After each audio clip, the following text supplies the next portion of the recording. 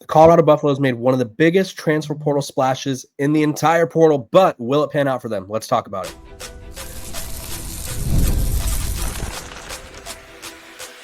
You are Locked On Buffs, your daily podcast on the Colorado Buffaloes, part of the Locked On Podcast Network, your team every day.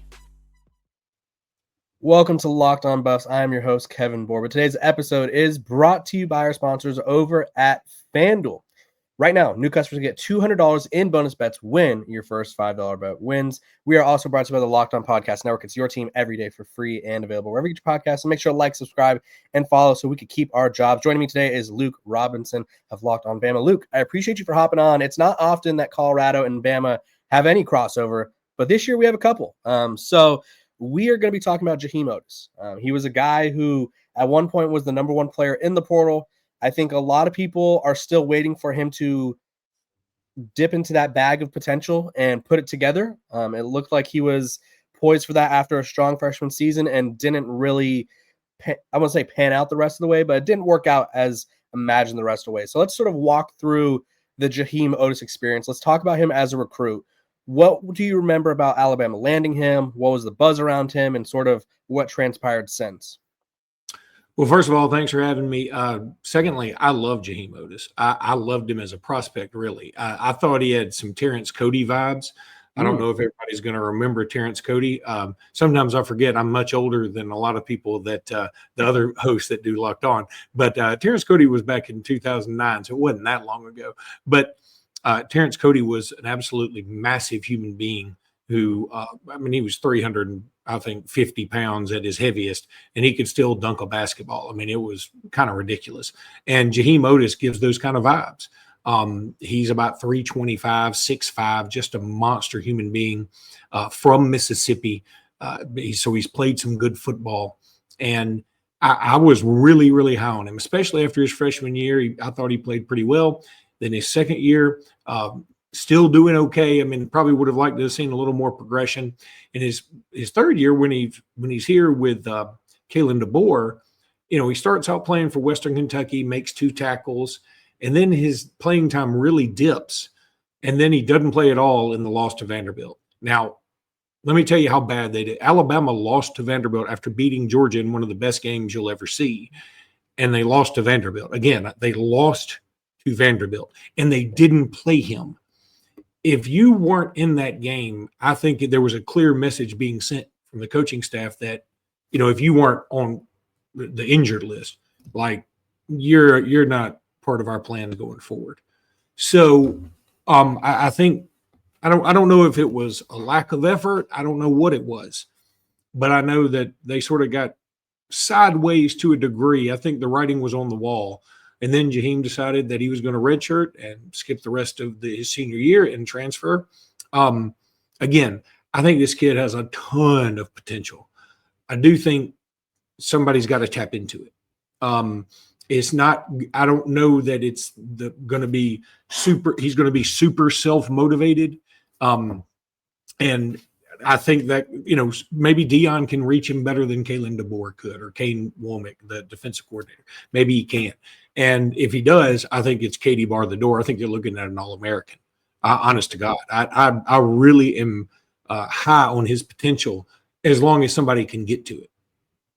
Yeah, and I think the one thing about Colorado that not a lot of people realize, especially at defensive line, because I don't think they associate Colorado's defensive line with like being the Alabamas or the Georgias, but they were a lot better last year. And they do have Warren Sapp on staff. And Warren Sapp, for those who, even if you just watch like the little well-off media videos that Deion Jr. shares, Warren Sapp is very involved. He's very energetic. He cares a lot about the players, and he's willing to, I guess, treat each player differently in the sense of like, okay, maybe Luke doesn't need for him to scream in his face, but maybe I do. And maybe that's what gets me going. Whereas Luke is like, I'm going to handle my business and do my thing. And so maybe Warren Sapp can help untap his potential there. When you look at Jaheim Oatis, there was, even though there's like a lack of production, I guess you could say, from Alabama, he was still ranked, and his final ranking in the transfer portal for 24/7 was 60th overall and the 7th best defensive lineman. So there's obviously still a lot of expectations or hopes around him. If you were a Colorado fan or if you were to talk to a Colorado fan, what would you tell them to expect from him next season, assuming he's healthy? Assuming he's healthy, and assuming that somebody can reach him. And I'd forgotten for a moment Warren Sapp is on the Colorado staff. I think that may be the kind of guy that can get to him. I really believe that. But assuming all that happens, I think you expect a full-time starter who is surprisingly athletic for his size.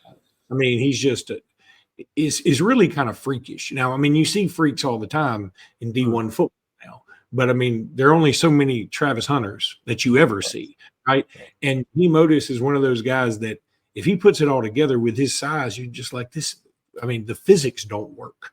He can be kind of incredible, but again, the effort's got to be there for every snap. And if that happens, though, I really think you're looking at an All-American. And I was sad to see him go. I'm not going to sit here and say, hey, look, good riddance, and hopefully Colorado can do something with him. No, I would have loved to have had him on this team. And because I was a big believer in him. I mean, Otis, my man, I've done the whole thing, from Animal House. I know you're too young for Animal House. I'm a big fan of his, and I want him to turn it around. I want it to go well. Here's the other thing, and again, I don't want this to come off as a shot at the conference, but he's not going to be going against SEC offensive linemen every time anymore. I mean, the Big 12 is a little bit easier conference, and again, that is not meant as a shot. I think that any college football analyst would agree, and the SEC puts out the most NFL talent every single year. So sometimes, when it's NFL, future NFL going on future NFL, you might not think that you're doing much, but you really are. And then you go play maybe a little bit lower classification, and then all of a sudden you start to dominate. So I think Jaheim Oatis may be one of those guys too, that if he goes to Colorado and he plays a Big 12 schedule, and all of a sudden he's beating some people maybe more routinely, I think his confidence grows, and that may get him motivated. Yeah, and I think there's definitely a difference in SEC and Big 12 physicality. And I actually think Deion Sanders has made it a point to a lot of their offensive line transfers. They've taken in seven offensive line transfers. A lot of them have been SEC or Big 10 players. And I think there's sort of like an identity that they're trying to form where it's like, no, we're not in the SEC, but we wouldn't mind being built like an SEC team because you need bigger bodies, you need athletic guys, and the teams that are having the most success, this as someone who covers Alabama who's had a lot of success, are typically the most physical, right? And so if they could tap into Jaheim Oatis' physicality and sort of, like you said, go up against the BYUs or go up against the Texas Techs or whatever and be more physical, it could change the trajectory of this program, right? Because then other big body physical guys like Jaheim Oatis or whatever are going to be like, you know what? We could compete at the highest level. I could still show off in my film at Colorado. Like, I don't have to just go to the SEC to put on good film or whatever. So in terms of, I guess, stat line, do you think Jaheim Oatis is a guy who, like, assuming all is healthy, right? We're not accounting for like any injuries along the way. Is this a guy who can maybe provide a few sacks, provide a few total tackles for the Colorado Buffaloes, or is it going to be a guy who his presence is more felt in just lane clogging and run stopping? Yeah, again, I'm super high on him. I think he can be an All-American. And here's the thing too: if he can go to Colorado and be more of a star. Because right now, Colorado is probably searching for a star. I know they got Juju Lewis, and that's great. I don't even know if he's going to be the starter. But you lose a Heisman Trophy winner, you lose Cedarian Sanders, who was pretty incredible in his own right. So, I mean, I think Colorado's looking for that dude, and because of Deion and because of the spotlight on Colorado, I think that, they're looking for somebody. The nation's going to be looking, okay, who's the guy? Who's the guy that we have to watch here besides Deion? Jaheim Oatis could be that guy. Again, I think most Alabama fans would probably disagree with me. They'd probably be like, hey, it didn't work out. We don't think he's that great. I'm the other way. I really do think he can be a star. And if he does tap into that freakish athleticism, I think he's got some All-American, at least, honorable mention All-American potential in him. You'd love to hear that, especially for Colorado, who's looking to compete at the highest level. And it's like, feels like it's still a step away from or maybe a step away from being a step away, but you know what I mean, where it's like they're close enough, right? So maybe Jaheim Oatis is one of the key players for the Buffs next season. Luke, I appreciate you hopping on. Tell the people where they can find you and your coverage of the Crimson Tide. You can find us at Locked On Bama, anywhere that you get your podcast, and we'd love to have you come and sign up and subscribe and do all those wonderful things. Like he said, we're trying to stay in business here. So y'all subscribe and watch and do and buy from our advertisers. We appreciate that.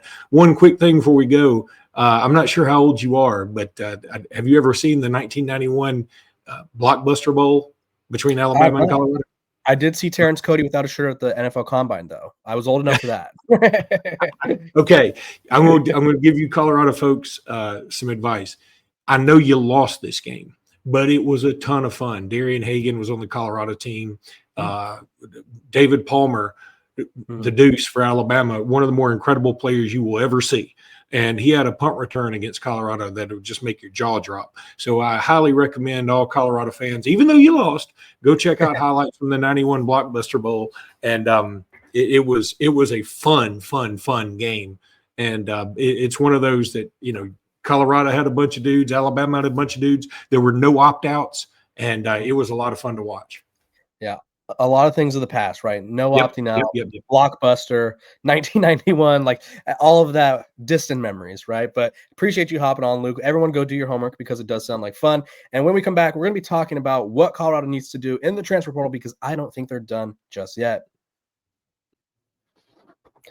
This episode of Locked On Buffs is brought to you by our sponsors over at FanDuel. Let me tell you about FanDuel because if you're not already signed up, you should be. The NBA playoffs are in full swing, and every night delivers highlight-worthy performances, major momentum shifts, and can't-miss moments. Whether it's a game-winning shot or a breakout player, there's never been a better time to get in on the action. FanDuel makes it easy to stay in the game before tip-off and live. With player props, performance trends, and same-game parlays, fans have more ways than ever to play smart and win big. So, if you're new to FanDuel, it's the perfect time to sign up. Head to FanDuel.com and place your first $5 bet. If it wins, you'll get $200 in bonus bets. Make every moment more with FanDuel, the official sports betting partner of the NBA.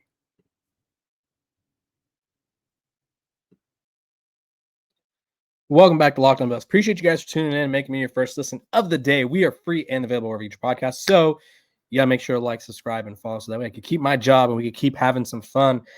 Let's talk about our top transfer portal ads. Before I even get going, comment below. Tell me who your top transfer portal ads for the Buffs are, because I'm sure there's a lot of disagreements. There's a lot of possible options. They brought in, 29 guys, right? They've added 29 transfers this offseason. And I think when looking at this list, right, you're looking for at least 4 starting linemen, 2 starting linebackers, a couple receivers.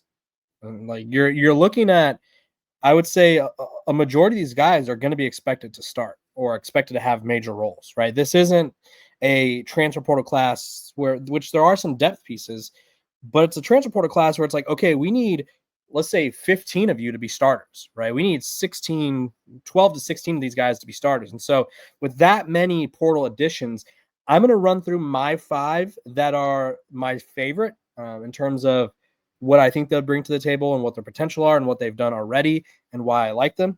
This idea was, of course, I saw Scott Proctor write about this, and I didn't see his ideas, but I do like his top transfer portal ads. So of each position. So I'm going to give you my top 5 in general, starting with, and I think you have to, this is the obvious offensive lineman one. I think you have to go with Xavier Hill, the Memphis transfer, former LSU player, transfers to Memphis, star, highest graded player on Memphis, was a all-conference player there, brings a lot of size, a lot of experience, 6'4", 320. And this is an offensive line outside of Jordan Seaton. No one from last year should start again, right? And I even felt this way with Cash Cleveland. I thought he had a lot of potential, but I was pretty confident saying that outside of Jordan Seaton, there was no one from last year's Colorado offensive line that should be guaranteed a starting spot. Now, things could change, things could happen, and we'll see what happens sorry, I'm fixing my hat. It's like, looks crooked to me. But I just didn't think that offensive line was good enough, right?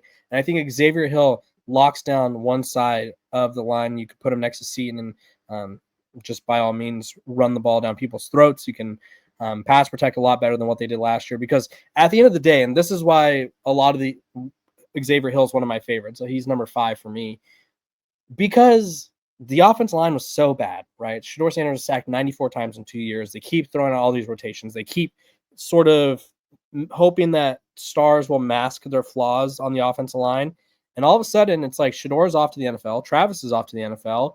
Jimmy, LeJounte, Will off to the NFL. It's like there are guys, right? There are guys in Colorado right now who I think have a lot of potential. That being said, are they going to be able to mask the flaws that an offensive line like last year's had with this talent level or with this group? I don't know. So I like what I'm seeing, or like what I saw from Xavier Hill. He's my number 5 favorite transfer, most impactful transfer guy, who I think will just come on in, make a lasting impression, start for the Buffs, and possibly be one of the better offensive linemen in the conference. Moving on, I think we have to go to the guy we talked about in the first segment, Jaheim Oatis, right? He's my 4th favorite transfer. I think he's going to have huge impact. 6'5", 320. We did a whole first segment about him, talking about how he just needs someone to get that dog in him to come out all the time, right? He needs to channel his talents, his abilities, his physicality into being a consistent player, right? It can't just be in spurts. It can't just be like, okay, I did good for X amount of whatever. It's like you have to be consistent. And I think Jaheim Oatis, the ceiling that he brings to the table is just so high. I don't see how he couldn't be an impact player for Colorado, because even if he's not, like, say he's not an All-American, like we were talking about first segment, even if he's honorable mention All Big 12 or second team All Big 12, that's huge, right? There's a lot of teams in the Big 12 who could run the ball. There's a lot of teams in the Big 12 who have talented quarterbacks that Colorado's going to need to disrupt, get off out of their comfort zone. And Jaheim Oatis is going to play a big role in that. So I like Jaheim Oatis. He's my number 4 guy here. Number 3, I'm going to go with Joseph Williams. I think what we saw in the spring game, he was both quarterbacks' favorite target. Very, very explosive athlete, very underrated, and I think raw. If you guys want to go learn more about Joseph, I talked about him a couple episodes ago. But Joseph was a quarterback in high school, and then he was playing some safety, and he's only played wide receiver for 2 seasons, right? So he is very raw, and he was a freshman all-conference player for Tulsa last year, and the rookie of the year. And it's like, okay, this guy has not reached his potential, and he's an all-conference caliber player already.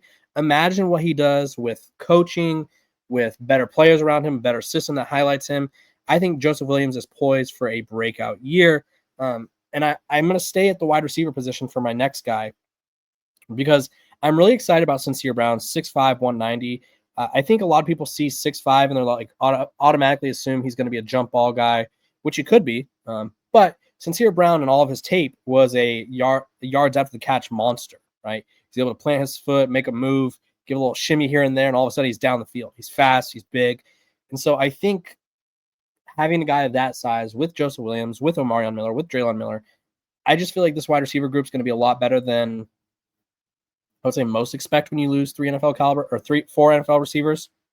I don't know if it's going to be as good as last year, but I do think it'll be stout. I think it'll be good, and I think Sincere Brown will be probably one of the main reasons. And then finally, my favorite transfer, the one I think is going to make the biggest impact, is Taufik Bayard, safety transfer from USF.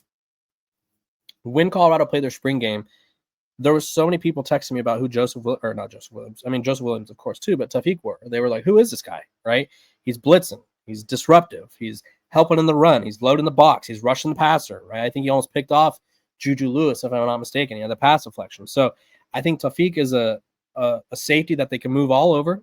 I think he brings a lot of energy, a lot of effort, and I think he's someone that Colorado's defense, in a way, has been missing, right? I think Shiloh Sanders and Cam Silver-Craig both brought a lot of different skill sets to the table, but I don't know if they had this skill set. So those are my 5 top transfers. You tell me, who is your top transfer portal ad? Give me a little explanation why, and give me a little breakdown why, because I think Colorado, no surprise here. Deion Sanders knows what he's doing in the transfer portal, right? That's not a surprise. He's been active in the portal from day one of his college football coaching career. And now it's just a matter of continuing to find these talents, continue to develop these gems.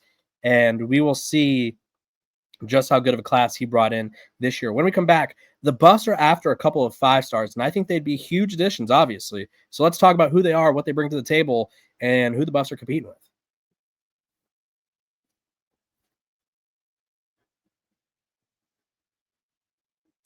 Welcome back to Locked On Buffs. Appreciate you guys for tuning in every single day, making me your first listen of the day. We are free and available wherever you get your podcasts. Make sure to like, subscribe, and follow.